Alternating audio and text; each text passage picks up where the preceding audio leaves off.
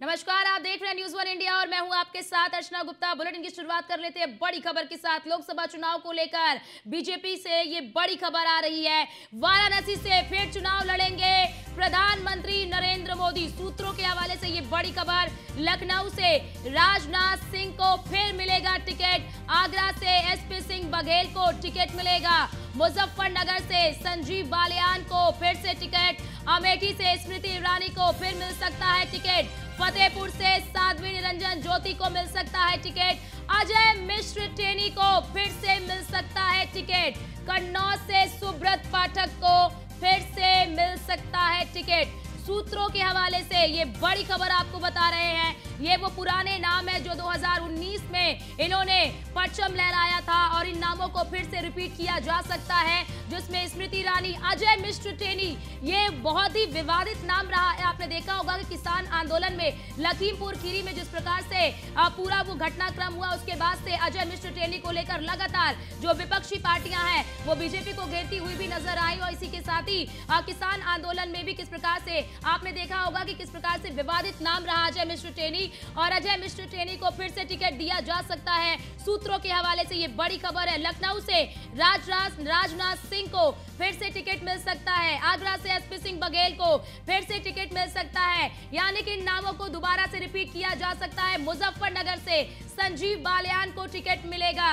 ये भी सूत्रों के हवाले से बड़ी खबर, क्योंकि आज केंद्रीय चुनाव समिति की ये बड़ी बैठक भी हो रही है। और हमारे साथ हमारे संवाददाता पीयूष तिवारी जुड़ चुके हैं। पीयूष, पहले तो ये बताइए कि क्या बैठक शुरू हो चुकी है और ये जो वही नाम है जिन्हें फिर से रिपीट किया जा रहा है? तो शायद संपर्क टूट गया, उनसे संपर्क साधने की कोशिश करेंगे, लेकिन इस वक्त की बड़ी खबर आपको बता दें कि इन नामों को फिर से रिपीट किया जा रहा है। लेकिन ये भी संभावना जताई जा रही थी कि इस बार कई नए चेहरों को मौका दिया जा सकता है। लेकिन बड़ी खबर यह है कि प्रधानमंत्री नरेंद्र मोदी फिर से वाराणसी से चुनाव लड़ेंगे। और हमारे साथ हमारे संवाददाता पीयूष तिवारी हमारे साथ जुड़ चुके हैं। पीयूष, पहले ये अपडेट दीजिए कि क्या जो बैठक है वो शुरू हो चुकी है? देखिए, अगर हम बात करें तो अभी इस वक्त एक बड़ी बैठक प्रधानमंत्री आवास पर चल रही है और प्रधानमंत्री नरेंद्र मोदी के साथ गृह मंत्री अमित शाह और भारतीय जनता पार्टी के राष्ट्रीय अध्यक्ष जेपी नड्डा की मौजूदगी है। थोड़ी देर का वक्त बचा है जब संभवतः प्रधानमंत्री नरेंद्र मोदी भारतीय जनता पार्टी मुख्यालय में पहुंचेंगे और कहीं न कहीं केंद्रीय चुनाव समिति की बैठक शुरू हो जाएगी, क्योंकि इससे पहले एक बैठक की जा रही है।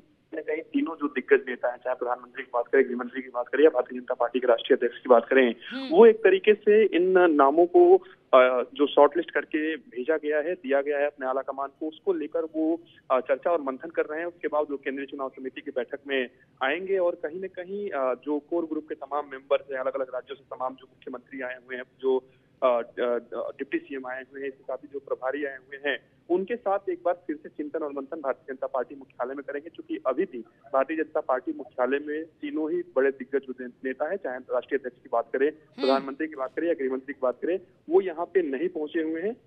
थोड़ी देर में वो पहुंचेंगे, उसके बाद केंद्रीय चुनाव समिति की बैठक शुरू हो जाएगी। और सोर्सेस के हवाले से जो जानकारी मिल रही है कि ज्यादातर जो हाई प्रोफाइल सीटें हैं उन पर एक बार फिर से तमाम चेहरों को रिपीट किया जाएगा, ये सोर्सेस के हवाले से जानकारी मिल रही है। लेकिन भारतीय जनता पार्टी की यही खूबसूरती रही है, या यूं कहें कि खासियत रही है कि ऐन मौके पर भारतीय जनता पार्टी तमाम बदलाव करती है और वो लिस्ट में भी बदलाव देखने को मिलता है।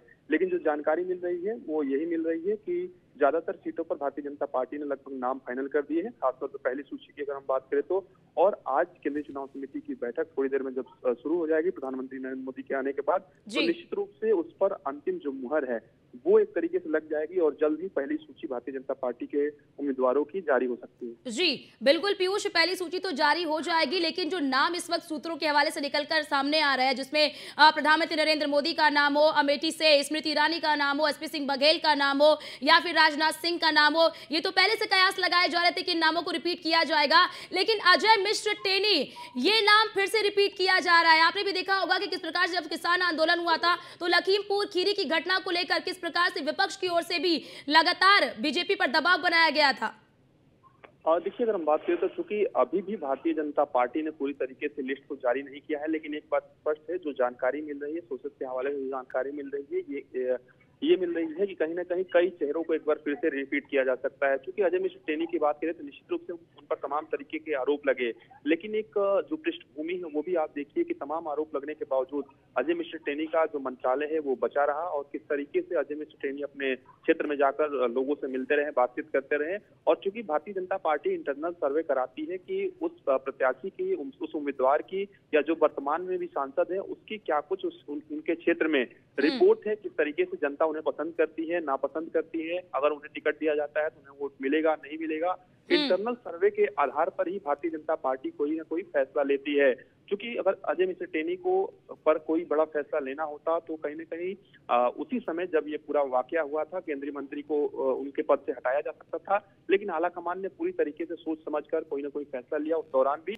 और एक बार फिर जो जानकारी मिल रही है कि उनका नाम चल रहा है, हालांकि जब तक लिस्ट आधिकारिक रूप से नहीं आ जाती है ये कहना संभव नहीं होगा कि किसे टिकट मिल रहा है नहीं मिल रहा है। हालांकि प्रोसेस के हवाले से जो जानकारी मिल रही है, संभवतः जो हाई प्रोफाइल सीट्स हैं उन पर एक बार फिर से तमाम चेहरों को रिपीट किया जा रहा है। जी, यानी कि पीयूष समझा जाए कि पहली लिस्ट जो जारी होगी उस पहली लिस्ट में ज्यादातर हाई प्रोफाइल सीट ही शामिल होंगी। देखिए रायबरेली को लेकर भी कहीं ना कहीं कयास लगाया जा रहा है, क्योंकि रायबरेली से ये माना जा रहा है कि प्रियंका गांधी जो है कि वो चुनावी मैदान में उतर सकती हैं। तो क्या लग रहा है कि जो पहली लिस्ट आएगी उसमें रायबरेली का नाम शामिल होगा या नहीं? देखिए अगर हम बात करें तो पहली लिस्ट में जो अभी तक जानकारी मिल रही है कि संभवतः पश्चिम यूपी के ज्यादातर सीटें होंगी, इसके साथ ही अवध और पूर्वांचल की भी कुछ सीटें होंगी। हालांकि कौन कौन सी सीटें होंगी इस बात की जो आधिकारिक घोषणा है या यूं कहें कि उसकी चर्चा नहीं है। हालांकि भारतीय जनता पार्टी जब अपनी लिस्ट या सूची जब जारी करती है उम्मीदवारों की, तो निश्चित रूप से उसमें कई ऐसी सीट होती है जो चौंकाने वाली होती है, कई ऐसे नाम होते हैं जो चौंकाने वाले होते हैं। और इस बार भारतीय जनता पार्टी ने पूरी रणनीति बनाई है कि किसी भी तरीके से, खासतौर पर अगर उत्तर प्रदेश की बात करें तो 80 की 80 सीटें जीतना है। और भारतीय जनता पार्टी को जो भी एक्सपेरिमेंट करना होगा इस बार भारतीय जनता पार्टी एक्सपेरिमेंट करेगी, क्योंकि 400 प्लस का एनडीए ने लक्ष्य रखा है, 370 अकेले बीजेपी ने अपने दम पर लक्ष्य रखा है। तो एक्सपेरिमेंट करने से पीछे भारतीय जनता पार्टी नहीं छूटेगी। और इसकी बानगी आपने देखा कि तमाम राज्यों में विधानसभा के जब चुनाव हुए थे, मध्य प्रदेश की खासतौर पर आपने देखा कि किस तरीके से तमाम केंद्रीय मंत्री को भी विधानसभा का चुनाव लड़वाया गया था। तो निश्चित रूप से Bharatiya Janata party party seat भी बदल दी गई है। राज्यसभा में भी हमने देखा कि कई लोगों की सीट भी बदल दी गई, जिसमें जेपी नड्डा का नाम शामिल है। बिल्कुल भारतीय जनता पार्टी यही कोशिश करती है कि किसी भी तरीके से, चाहे वो कार्यकर्ता हो, चाहे वो बड़ा नेता हो, बड़ा पदाधिकारी हो, भारतीय जनता पार्टी के लिए सभी लोग एक समान है, एक कार्यकर्ता के रूप में है। बीजेपी का आला कमान लगातार कहता है कि जो बीजेपी के कार्यकर्ता हैं वो हमारे लिए देवतुल्य है, तो किसी को भी बड़ा छोटा इसमें नहीं आंकते हैं बीजेपी। और बीजेपी ने इस बार भी पूरी फुल प्रूफ तैयारी की है, किस तरीके से 400 प्लस के लक्ष्य को भेदना है और कहीं ना कहीं उसको पार करना है।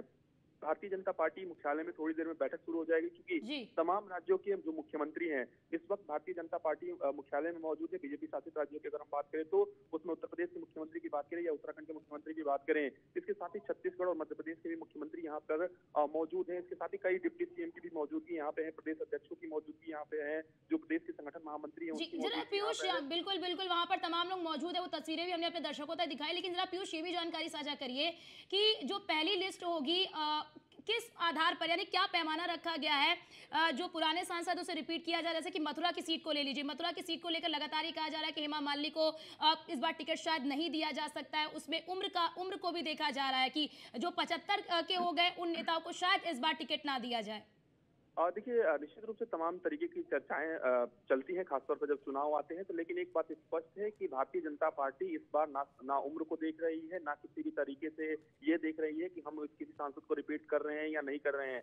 बीजेपी बस यही देख रही है। इंटरनल सर्वे कराया है भारतीय जनता पार्टी ने, जिन सीटों को दो नाम निकलकर सामने आए हैं, क्योंकि इंटरनल सर्वे में भी ना सिर्फ एक नाम पर रिपोर्ट दी जाती है बल्कि 2 से 3 नामों पर इंटरनल सर्वे की रिपोर्ट भी भारतीय जनता पार्टी मुख्यालय में और आलाकमान को पहुंचता है। तो भारतीय जनता पार्टी ये देखती है कि अगर उस प्रत्याशी को फिर से वहां पर रिपीट किया जाए तो क्या उसके फेवर में वोट पड़ेंगे, यानी कि बीजेपी को वहां पे वोट मिलेगा कि नहीं मिलेगा।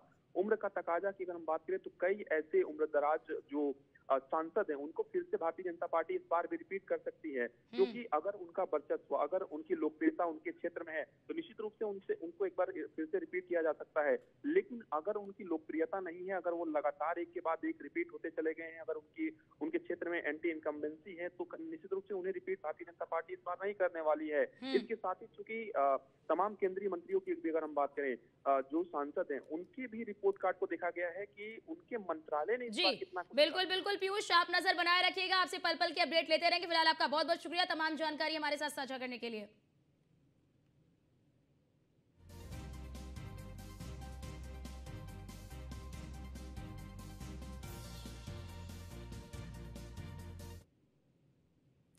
यूपी में मंत्रिमंडल विस्तार जल्द होने की संभावना जताई जा रही है। केंद्रीय नेतृत्व के साथ बैठक के बाद अटकलें अब तेज हो चुकी हैं। एक आरएलडी विधायक को मंत्री पद दिया जा सकता है। सुभाषपा से ओपी राजभर और दारा सिंह चौहान को मंत्री बनाया जा सकता है। सूत्रों के हवाले से ये बड़ी खबर है। सपा के बागियों में से भी एक को जगह मिल सकती है।